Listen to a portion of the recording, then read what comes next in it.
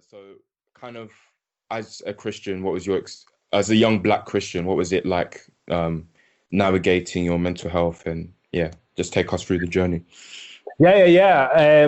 I think just from my personal experience, up until I was about, I'm like 19, 20. Mm. Before then, mental health as a Mhm. concept didn't really Mm. exist. Yeah. Um, Okay. because now I look in retrospect, and just now, like it's obviously so serious, Mm. and it's because it was so simple when I was young, and I think Mm. a lot of the adults around me passed on that learning of like if you're not okay, like Mm. that's fine, like you get over it like within a day, Mm. um, something like that. There was never an acknowledgement of the deep-rooted consequences of trauma, Mm.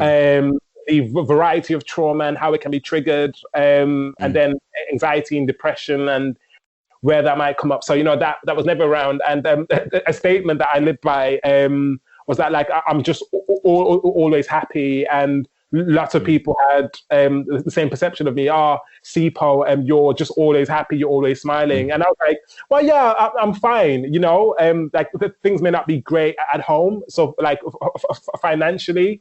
Mm. Because my parents are here, and we're cleaning up now. It doesn't feel like we're welcome all the time. There's Mm. racism, there's a whole bunch of stuff. But I'm dealing with Mm. all of this with a smile on my face, Nathan. Like as Mm. I'm growing up, I'm like, no, things are fine.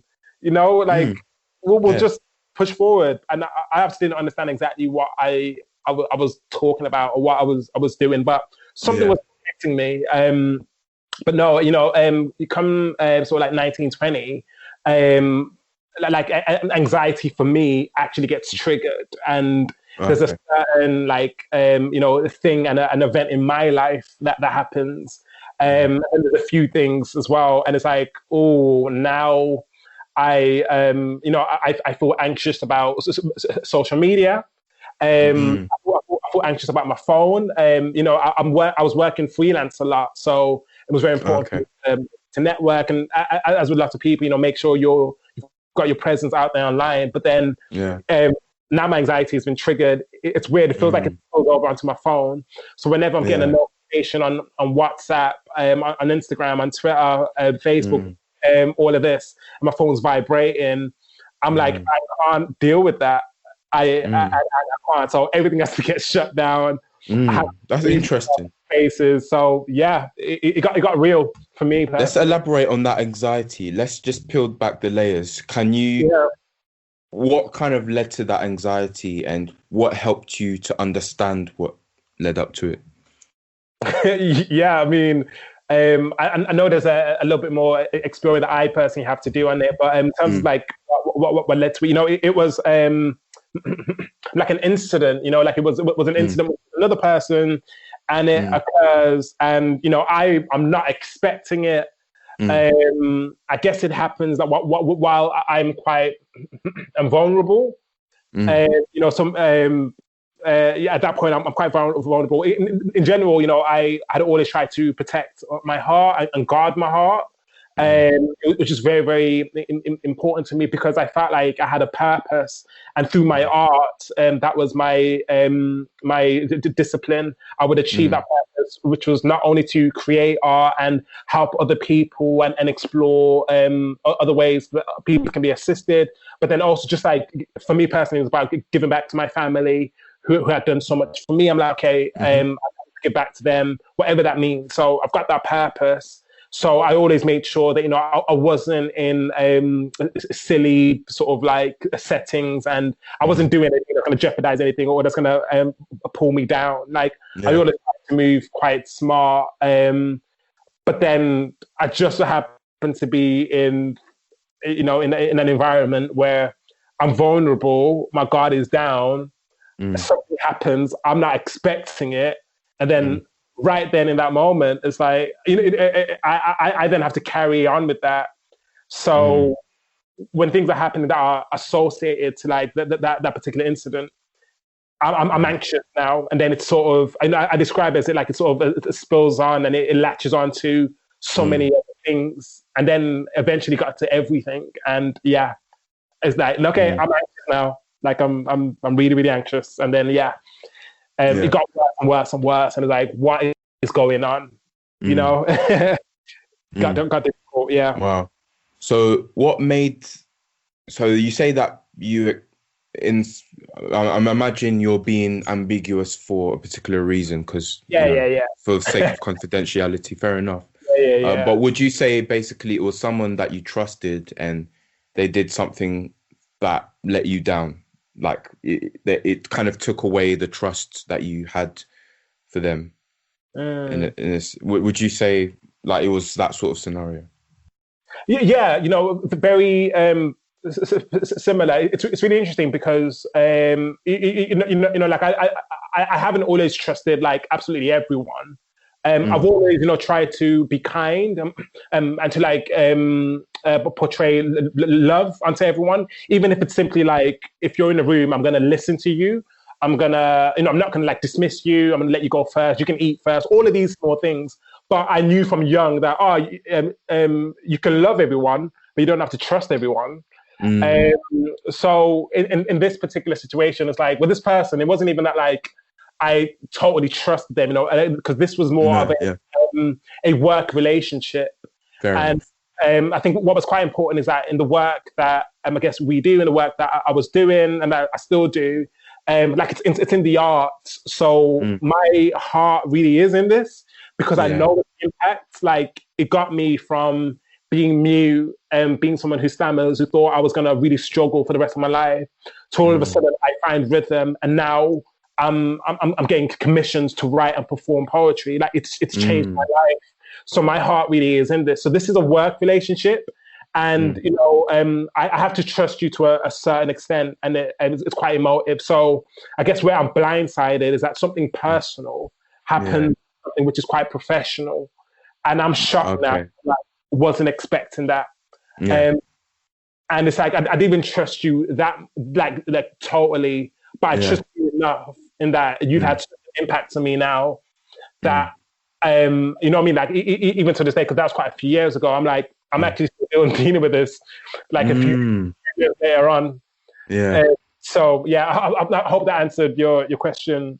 No, that's good. I also want to look into so you went through this issue. Initially, did you try and reach out to someone, or kind of what was the stumbling blocks? Take us through your thoughts in terms of, I don't want to tell anyone because, or, just kind of what you were thinking and how that thinking has evolved over time.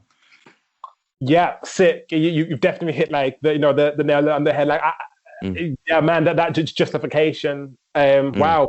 Like, I justified it. You know what I mean? Like, and I shouldn't have, but I did in some way, and I excused them. I came up with excuses, but in terms of a process, oh my gosh, like it's so messy.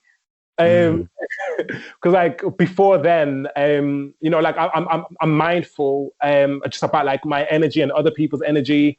I really do just try to keep positive people around me, ambitious people around me. And I've got friends who are relatively doing better than I am, and I'm like, that's amazing, because I now have people to celebrate, and I've also got to work up to. So everything's good, and I'm praying everything's clear, like nothing's foggy.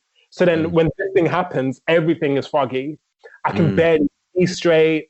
I don't know. I feel drunk like 24/7. I don't do alcohol, but my perspective is shaky. It's messy. I can't see color properly. Like things are quite gray. Things are quite dark. So when I'm trying to operate on a day-to-day basis normally and talk to people normally, things aren't really coming out properly. I find myself going to someone else who, I think, if I'm being honest, it was a situation that epitomized the, like, I forget the actual saying, but broken people attract broken people. Yeah. Okay. I feel you. Yeah.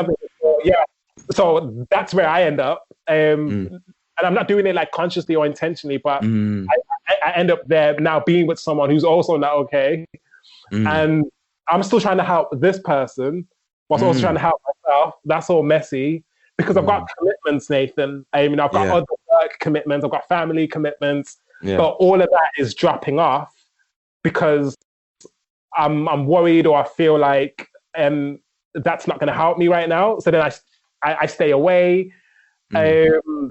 So yeah, it really is really messy. And then I guess in the way that I actually sort of, in terms of why I don't want to say it, is because I was taking like a career step, and I was going towards a certain career direction where this incident happened. And I'm really excited about it because it's something I've been interested in for a long time. I'm now going in this direction. The person I'm working with is quite renowned for the work. So I'm like, okay.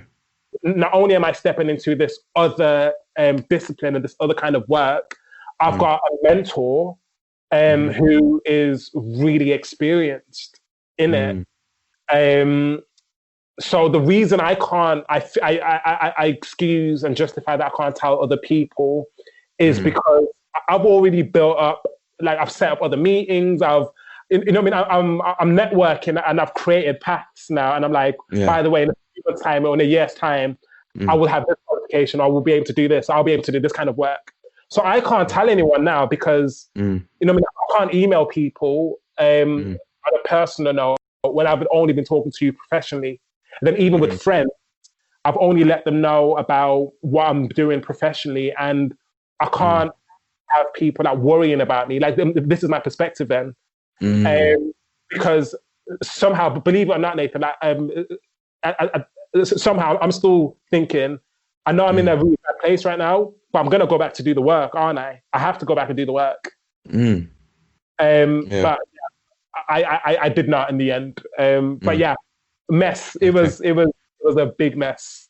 Right. And so is it something now you've discussed with people? Like, who are the first sort of people you kind of spoke to, and how did it come out? Because I feel like when you're trapped in cycles of thinking and cycles of despair, usually it takes some sort of trigger or some sort of event to actually let something come out, if that makes sense. So was there any moment or moments where you finally felt comfortable to release some of that tension within you? Because this is kind of what we were discussing earlier whilst drafting the poem for my animation, is that, thinking about, this is a big topic and everyone's mental health experience is very deep, but what are the commonalities? What, even looking at the poem, which is quite short, it's only about, when we were drafting it, it was about 3 minutes. Now it's kind of down to two-ish minutes if you just read it fast. So it's quite brief, but we were thinking a lot about how do we categorize the stages of the typical mental health breakdown and / recovery. So I guess kind of in relation to that, like, what was your experience? What kind of, I guess, quote unquote, triggered you to actually release some of that tension to someone? So I guess for me, like one thing to know is like my trust just in general now is severely affected. I've gone from being open, and obviously I've got like quite close like acquaintances and friends, but now it's like I don't know who that I can fully trust ever again. So I do take like the leap of faith with a couple of my friends who are doing similar work, and I've worked with the individual as well. And I feel like I can talk to them because I consider them like my older siblings, and yeah, I talk to them just because we have discussed many other options. We've talked about being a Christian, men and marriage. We've discussed so many other things. So then I feel like I can talk to them about this as well, and that's good. It came up. That's good, yeah. And then that in itself is a valuable lesson for all those listening in terms of being intentional about our friendships, and when you when you have good friends, that keeps, it's like a insurance policy for when you're having a breakdown, you know. It's you know, it's always important to think about right now who would I consider my inner circle. You know, and that's something I still think about. I still have people where even when it's been a while since I messaged them, I know I still consider them close because I know I can message them anytime and we will just pick things up like as if, you know, nothing ever happened. So I know a few people like that. And and also, you know, it's hard because as human beings, we're complex, right? So automatically we'll categorize everything. So we'll be like, I will turn to this friend for this issue, this friend for that issue. But it's nice to have close friends where they have a more well-rounded idea of who you are, because a lot of the people I consider friends really are just, if I was to be very critical of it, there would be more acquaintances. You know, when it comes to the work I do, it's so much more easy to speak to them. But when it comes to me as a person and my identity and my personal struggles, then that cuts out a whole bunch of people that, you know, I've been really friendly with. So for all those listening, I'd just say, you know, think always, every day, ask yourself, who's in my inner circle? And just try and keep the relationship going, a message here and there, so that when you do go through hard times, you know who is for you and who you can turn to. Because again, fortunately for me, I wouldn't say I've been in a huge moment of mental health breakdown, although I can look back and say times where my mental health was quite, you know, definitely not ideal. But I'd say, just like the times where I've struggled with something, it's turning to someone that I've built some sort of relationship with. And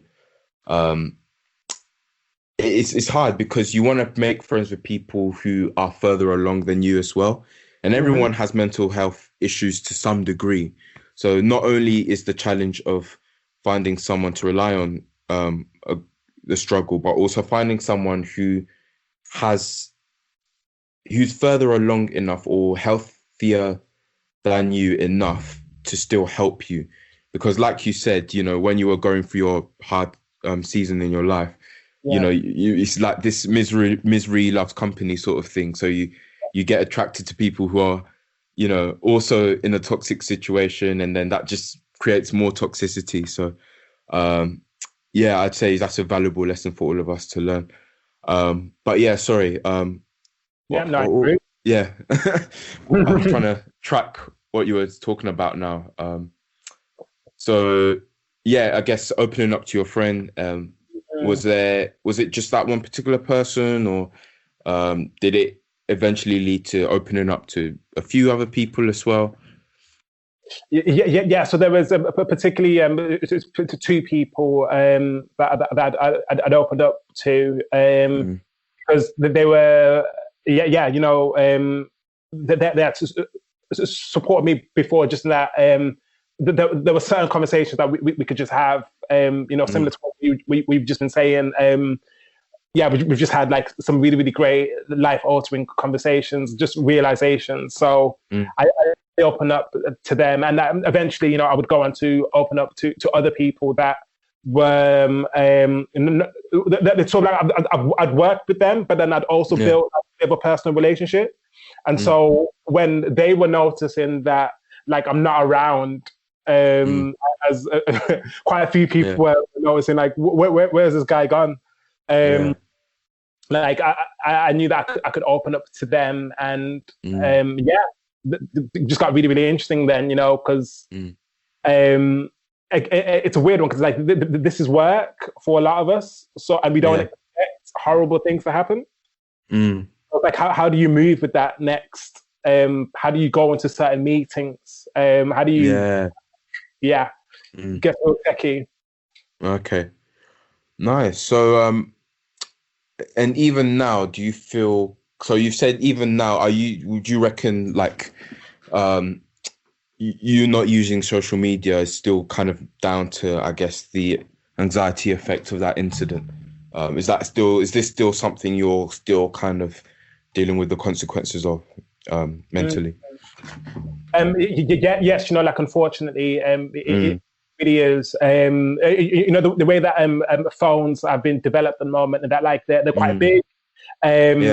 So for me, I've just been so hyper aware of when I don't have a bag, for example, and my phone has to be in my pocket. I'm so hyper aware of that thing in my pocket when it vibrates and when I'm getting messages, and I'm not on social media anymore. I'm only on LinkedIn. Which is really, really helpful for me because I can still do work, I can still promote, people can still get in contact, but it's mostly professional. That's interesting because when you look at mainstream social media, the lines are blurred, right? It's a mix between professional and social, right? And I think what I'm reading from your experience is that what really messed you up was navigating the blurred lines of when the professional and the social come together.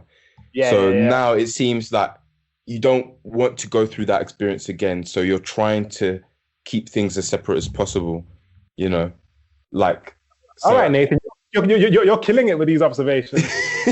But this is the beautiful thing about mental health is that sometimes we're so in our own heads, we need someone else to kind of process everything, right?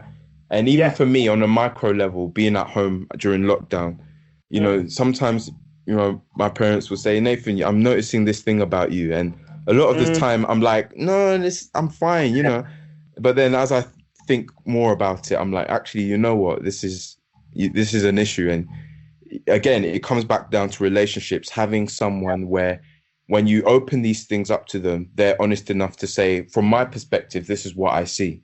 And that can also, that's another recurring thing that I'm hearing in this podcast is people are saying, they needed someone to make an observation that they were not aware of.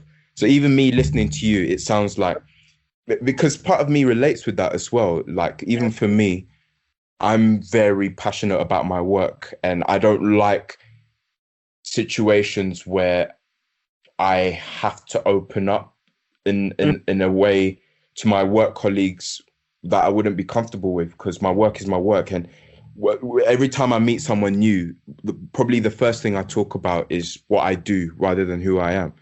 So that's what, and the same thing can be said for most people in Western society. Our identity is so much in what we do. Yeah. So when what we do kind of mixes with our personal life and there's, this incident that might happen in the workplace or with a work colleague, then it's like the foundations of who we defined ourselves as starts crumbling down. The personal starts to become the professional starts to become the personal. So even for me knowing what social media is like and scrolling on a day-to-day basis, social media for me is a real melting pot of work and play. So part of me understands why you don't want to be on social media like that, because it's one of those things where everything is merging, and we live in a world now where everything is merging, so it's harder to, it's funny because on one hand, we have more power over technology. So it's easier for us to section our lives and create different identities. But also in another sense, we're more vulnerable and the boundaries between work and play are even more merged because we use the same devices for both. So it's a strange age that we're living in. And I think our ability to understand that can help us. I think technology has a lot to show ourselves about ourselves, if that makes sense. So the way we use technology is a mirror to our state, our mental states as people. So that's, even just thinking about that now, that's something I might have to research into, because that's a very profound thing, That's analogy. Yeah, and that's probably why we hear so much about mental health now as opposed to when you were growing up as a child, because through technology we have more information, and technology just reveals human nature. It reveals what's always been there all along. Like even in terms of racial injustice, Black people have been, I guess, disproportionately killed by white police officers for a while. But it's only in this sort of climate, especially now that we're at home during lockdown, we have more access to our social media than ever before. So I guess that's one big aspect as to why we're seeing this major outpouring this year of Black Lives Matter, because it's just the exposure we have really to the world around us and to ourselves as well. So I think that's quite a big thing to take away from that. Let's now delve into the arts, your poetry. Professionally, what were you doing at this point through this whole story that you've told? Was it still the work you're doing now in terms of spoken word poetry? And I guess it's funny because the thing that was meant to be therapy for you, did you feel like it became a burden because it was associated with, was there kind of a weird relationship you started having with your art form because of the incident you experienced? Or and it's quite unfortunate because what it feels like is that like my art to my artistic process has just been like hijacked. It's like there wasn't anything wrong with what I was doing and the work I was doing, but now it's just been hijacked. So now that I try to get back into it, it's not that the art and the process itself is not the same. It's me that's changed, and I'm not okay. And it's like, that's unfortunate. It's like, man, if that hadn't have happened, I just would have been, on the same path, and I would have progressed. But then this is sort of like, or the way that I feel is like it delayed me, and it's like that's really, really sad. During this time, spoken word poetry, I feel very blessed and what's going on because like I'm being commissioned by different organizations. I'm working with universities, working with rural media, writing and dancing with an associated dance company, Man Made Youth. So I'm working, I'm creating work, I'm collaborating, I'm a part of discussions, and we're looking at how we can make work and even academia more accessible for young people and older people as well, with varying extents of disabilities. For example, I'm active in all of these works, and this is what I'm doing at the time. This is what I'm trying to do better. I'm trying to learn better. And then incident sort of happens, and it's like, things just get a little bit trickier now. Did you find yourself kind of writing about the way you felt? Was that part of, I guess, your recovery process? I guess if I'm being honest, it's a no. Why haven't I done that yet? I'm still processing it. I haven't come to any conclusion yet. Even if I'm just trying to come up with a draft. Of course, I've tried. Of course, it was first thing I'm going to do. I'm going to go to a space where I can dance. Like I'm an associate artist at this point for the Midlands Art Centre, and I could get rehearsal spaces and dance spaces. I'm like, all right, cool. I'm gonna go dance this out. But I get there and I already feel tired. I already feel drained. Okay, I'm like, cool. Get a new notebook, or I'm gonna type it up on Google Docs. Again, my mind is drained. I'm like, fine. I'm gonna try to cook. I'm try to bake.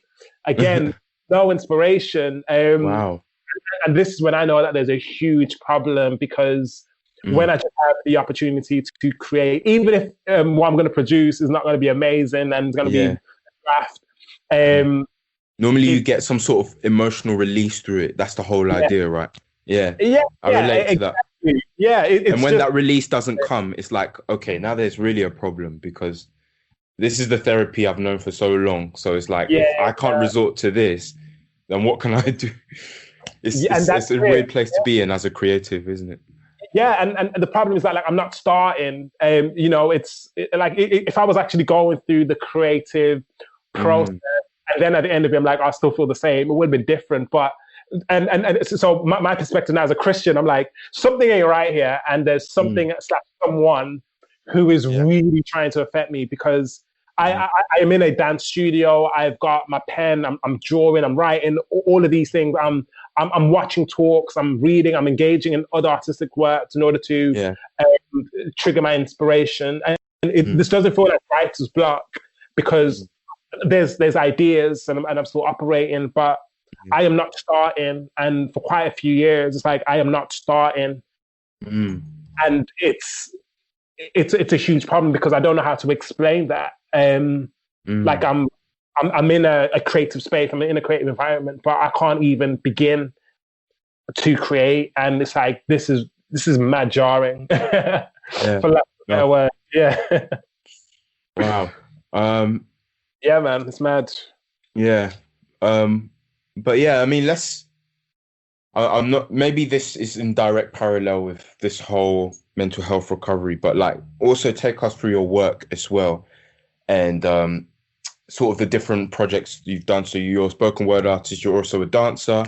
And I think a while back when I was seeing some of the work you've done, it was quite interesting seeing the way you merge spoken word and dance together.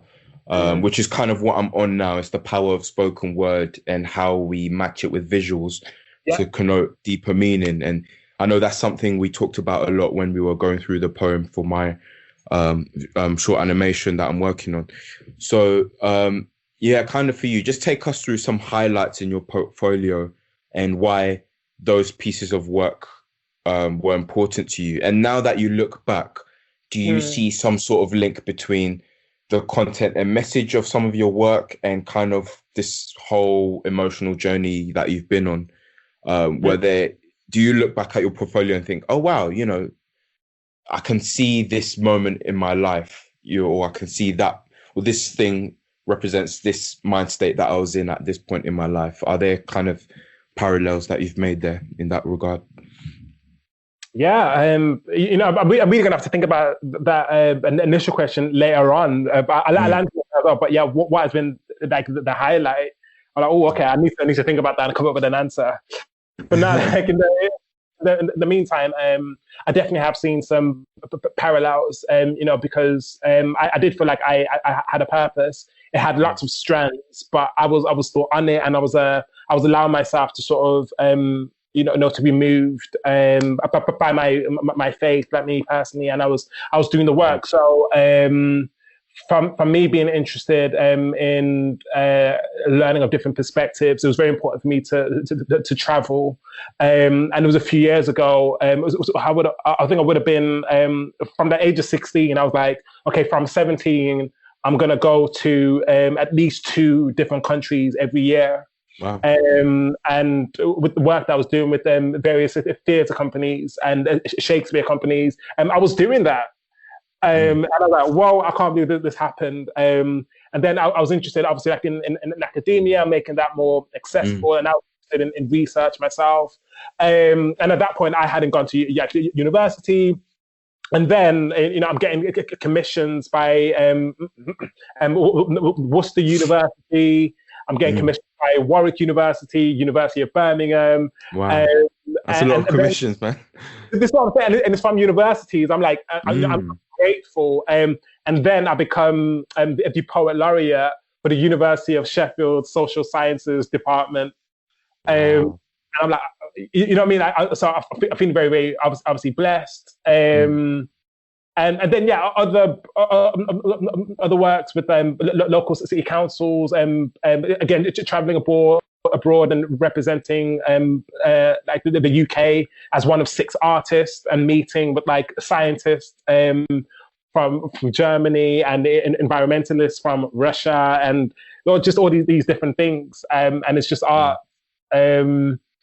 And then and then of course like a huge one was like the rural media project, which I was very happy to be a part of, along with Man-Made Youth, where we were exploring dyslexia, and we were exploring it through spoken word poetry and dance as well, and that featured on Channel 4 as part of a program that I'd been watching for years, and Random Acts. Yeah, I know about Random Acts. Yeah, I'd been watching Random Acts for years because it always came up at like 11, 12 a.m. on Channel 4. And it was always really bizarre pieces of art. But quite a few of them would like inspire me, and I'd be like, wow. This piece then ended up on there. And it was one of those things which I could like share a link with my parents, for example, and be like, look at this. Like the work I'm doing is like materializing, or it's beginning to materialize. So just trust me on my parties and all of that. So yeah, just some highlights there. But I need to think of like my main one. I might come back to you about that. It's all right. So that whole man-made youth project sounds interesting, because the amazing thing about the arts is obviously through that it's helping me to kind of leave some sort of legacy. And and even legacy is something I've been thinking about a lot recently, and especially with the passing of Chadwick Boseman as well. It made me think, because it was interesting, because all this time, I think about the past 4 years, he's been having this type of cancer he's been struggling with. And within that time, we've had Black Panther, and I was wondering, during the making of this film, what was his mindset, in terms of what he was trying to achieve? Was he just thinking about, oh, this will look good for my career? Or especially with the context of his health condition, was he thinking, look, I might not have left to live, so what I'm doing right now is bigger than me. I want to make a film that not only is a great addition to the Marvel universe, but 10 years, 20 years from now, people will still be talking about the impact of this film. And I know he worked in collaboration with, I think Ryan Coogler is his name, into doing this film. But it made me think, should I, instead of always making my work about me and kind of what I will be able to do through the work, it's more about how does this inspire the next world leader or the next, person? Because sometimes I think as creatives, we forget who is consuming our content, and we've got our own issues. We just use it as therapy to get stuff out of us. But sometimes it's when we actually do things and create initiatives where we're empowering young people and hearing their perspectives, it wakes us up to, the weight of what we do. And I think sometimes, have you found when you've done projects like Man-Made Youth, I don't know what the nature of that was, maybe if you just explain it and kind of what made it different for you? Was there quite a lot of, I guess, mentoring you were doing for other creatives through that, or just other young people? And you obviously was looking at things like dyslexia and how these different conditions are experienced. The people you were talking about or addressing in the work, what sort of feedback were you hearing from them, and kind of what was, how did that make you feel as a creative impacting people? That was a great project for a number of reasons for me, because I got the chance to employ some research techniques. So not only did I have to research dyslexia, just relatively sort of like academically, I also had to have conversations with people who'd had their own experiences with dyslexia. So I was noting down people's experiences, and then of course working with Man-Made Youth and workshopping how to sort of factor in dance within that as well. And there was a particular person, Charlie was his name. Shout out to Charlie, whose perspective and story features quite a bit in the poem itself. So that was a great project, bringing in research and study, and then bringing in dance. How do you express something that's happening internally and mentally, and something that affects you in school? How do you express that physically? And then rural media, and that are just like incredible. And with the film work, how are we going to portray these experiences through the use of lighting and sound and the camera technique. So yeah, it was a great project that brought in different aspects. So it was definitely a learning experience for myself. Yeah. And again, I think I asked this already, but in terms of the feedback you got from the people who you were dedicating this work to, what was their response like, and what did that response kind of do for you? Yeah, so I've only heard positive responses. People particularly saying that they appreciated like the representation, which I'm grateful for, because I know in my experiences, for a number of reasons, I think representation is important. So that's been really good to hear, actually. And similar to what you were saying, like, what are we doing all of this work for? We're trying to leave a legacy. I guess maybe for me, a majority of my work, I wouldn't like to think that any of it or much of it is just about me, and it's not other people. So I'm glad when other people can step in and be like, "Oh, thank you. You're actually furthering this cause, and it's a positive cause, and it's leading us towards a world which we want to live in." So that's just me, like, doing my part.